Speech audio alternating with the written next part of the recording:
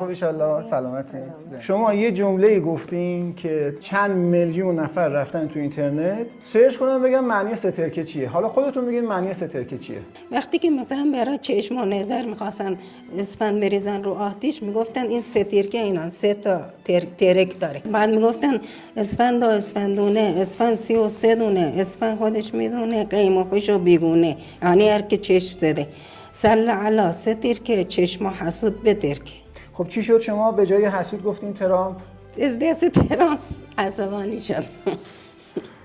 شما رو شنیدیم که میخواین بلاگر بشین، میخواین پیج بزنین، داستان چیه؟